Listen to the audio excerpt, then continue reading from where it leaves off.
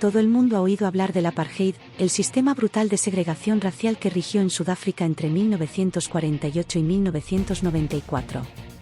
Una palabra tan cargada que se convirtió en sinónimo de racismo institucional. Nelson Mandela pasó 27 años en prisión por luchar contra él. El mundo entero se indignó. Pero pocos saben que algo muy parecido, y anterior, existió en los Estados Unidos, con otro nombre, las leyes Jim Crow. Y lo más curioso es que, mientras Sudáfrica se convirtió en villana global, Estados Unidos siguió dando lecciones de democracia al mundo, manteniendo durante casi un siglo un sistema de segregación legalizada, donde todo era separado pero igual, lo que en la práctica significaba separado y miserable para los negros. De 1877 a 1965, la población negra estadounidense vivía bajo un régimen de humillación institucionalizada. Escuelas separadas, baños separados, autobuses separados, bebederos separados, matrimonios prohibidos entre razas y una infinidad de mecanismos legales para impedir el voto de los afroamericanos. Todo esto respaldado por la Corte Suprema en el caso Plessy vs. Ferguson, 1896. Las leyes Jim Crow no estaban concentradas en un solo código, eran una maraña de reglas estatales y municipales que controlaban prácticamente todos los aspectos de la vida cotidiana. En muchos estados del sur, los negros no podían usar el mismo hospital, estudiar en la misma escuela o siquiera entrar por la misma puerta de un restaurante que un blanco. Los trenes tenían vagones específicos, y quien desobedeciera podía ser arrestado, como ocurrió con Rosa Parks en 1955, cuando se negó a ceder su asiento a un hombre blanco en Montgomery, Alabama, iniciando uno de los mayores boicots al transporte público de la historia. La segregación también se manifestaba de forma violenta y simbólica. Los negros que se atrevían a reivindicar igualdad sufrían linchamientos públicos, muchas veces con la complacencia de las autoridades. Un ejemplo emblemático fue el brutal asesinato de Emmett Till, un chico de 14 años linchado en 1955 por supuestamente silbarle a una mujer blanca en Mississippi, un crimen que conmocionó al país y se convirtió en detonante moral del movimiento por los derechos civiles. Mientras tanto, en Sudáfrica, el apartheid hacía lo mismo con otros nombres y una brutalidad aún más explícita. Leyes que determinaban dónde podía vivir, trabajar, estudiar, casarse e incluso circular cada persona, todo basado en el color de la piel. Blancos de un lado, negros del otro. Y quien desafiara el sistema era arrestado, golpeado o asesinado. Dos naciones diferentes, el mismo veneno en frascos distintos. A partir de los años 1950, la población negra comenzó a organizarse en una lucha coordinada por los derechos civiles. La decisión de la Corte Suprema en Brown vs. Board of Education, 1954, declaró la segregación escolar inconstitucional, abriendo una brecha legal para el cambio. En 1955, el boicot a los autobuses de Montgomery, liderado por Martin Luther King Jr. y Rosa Parks, demostró que la resistencia pacífica podía desafiar al sistema.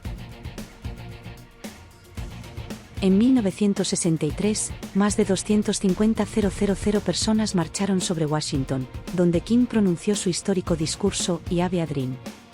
2 años después, la presión popular llevó a la aprobación de la Ley de Derechos Civiles, 1964, y la Ley del Derecho al Voto, 1965, que finalmente desmontaron la estructura legal de la segregación. Pero, como advirtió el propio King, la ley puede impedir que alguien me linche, pero no puede obligar a nadie a amarme. Incluso después de su caída formal, el legado de Jim Crow sobrevivió en nuevas formas: desigualdades económicas, encarcelamiento masivo, violencia policial y racismo estructural que persisten hasta hoy. ¿Y por qué importa esta comparación? Porque, a veces, parece que hay quienes disfrutan contando las tragedias de Brasil como si fuéramos una aberración aislada de la historia humana. Personas que señalan con el dedo, con esa superioridad moral de quien cree que solo aquí hubo esclavitud, atraso y violencia. Entre ellos, hay figuras conocidas que se presentan como periodistas, pero en la práctica son youtubers carismáticos, con un instinto agudo para exponer heridas, siempre brasileñas. Un talento innegable, sin duda. Pero, seamos francos, No cuesta recordar que mientras Brasil aún intentaba entender el fin de la esclavitud, los civilizados estaban institucionalizando la suya con otro nombre. Es curioso cómo él, y tantos otros, habla de la esclavitud en Brasil como si fuera una exclusividad tropical, un pecado original que el resto del planeta no cometió. Pero rara vez lo vemos mencionar a Jim Crow, el apartheid o el colonialismo europeo en África y Asia, que mató a millones. Parece que la culpa solo es divertida cuando hay samba y feijoada de fondo. Tal vez el problema no sea que Brasil sea atrasado. Tal vez el problema sea la mirada selectiva de quien prefiere reírse de su propia miseria antes que enfrentar el hecho de que el racismo, la explotación y la hipocresía son herencias universales, y no productos exclusivos de la tierra de Cabral. Entonces, antes de llamar a Brasil una aberración histórica, vale la pena recordar. Y, como diría el carismático YouTube, aprende las fechas. Incluso después del final formal y tardío de la esclavitud en Brasil, el resto del mundo siguió practicando otras formas de segregación y explotación.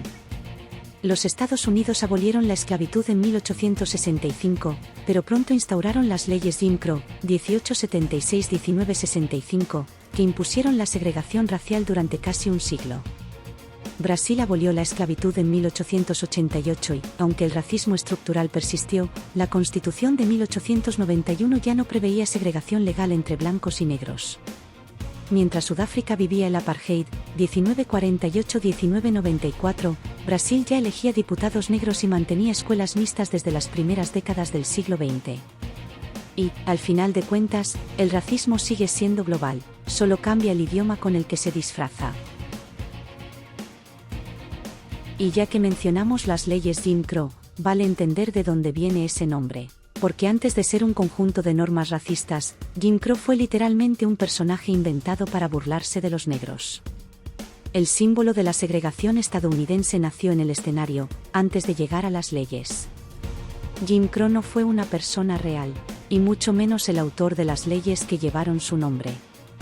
En realidad, Jim Crow era un personaje teatral, una creación racista que, irónicamente, terminó dando nombre a uno de los periodos más vergonzosos de la historia de los Estados Unidos.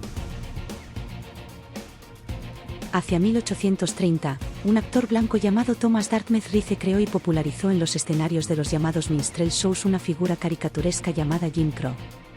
Estos espectáculos eran extremadamente populares en la época, y también profundamente ofensivos. En ellos, los actores blancos se pintaban la cara de negro, práctica conocida como blackface, y representaban a los negros como seres perezosos, tontos y torpes. El personaje Jim Crow vestía ropa rota, bailaba de forma grotesca y hablaba de manera caricaturesca. Era una especie de payaso negro inventado para hacer reír al público blanco, y, al mismo tiempo, reforzar la idea de que los afroamericanos eran naturalmente inferiores. La canción Jump Jim Crow, interpretada por Rice, se convirtió en un enorme éxito, difundiendo el nombre y el estereotipo por todo el país. Con el tiempo, el nombre Jim Crow dejó de ser solo el de un personaje teatral y pasó a ser un término peyorativo para referirse a los negros. Décadas después, a fines del siglo XIX, cuando los estados del sur de Estados Unidos comenzaron a aprobar una serie de leyes para restringir los derechos de los negros liberados y recrear la segregación racial por vía legal, el término leyes Jim Crow pasó a designar este nuevo sistema institucional de racismo. Entre 1877 y 1964, las leyes Jim Crow impusieron la separación entre blancos y negros en prácticamente todos los aspectos de la vida pública: escuelas, transportes, baños, restaurantes, tribunales, hospitales, playas e incluso cementerios. Todo en nombre de la doctrina de separados pero iguales, una ironía cruel, porque, en la práctica, nada era igual. El sistema Jim Crow es un ejemplo brutal de cómo el racismo, antes sostenido por la esclavitud, no desapareció con la abolición, solo cambió de forma. Salió de las plantaciones y los barracones para instalarse en los libros de leyes y en los carteles de «solo para blancos». En lugar de cadenas, formularios. En lugar de látigos, juicios. El racismo se sofisticó, pero no desapareció. Saber quién fue Jim Crow es entender que las ideas racistas no nacen solo de la violencia, sino también de la cultura, el arte y la risa. Un personaje de entretenimiento, inventado para divertir al público blanco, terminó convirtiéndose en símbolo y nombre de uno de los capítulos más crueles de la historia moderna. Lo que comenzó como una broma, terminó como política de Estado.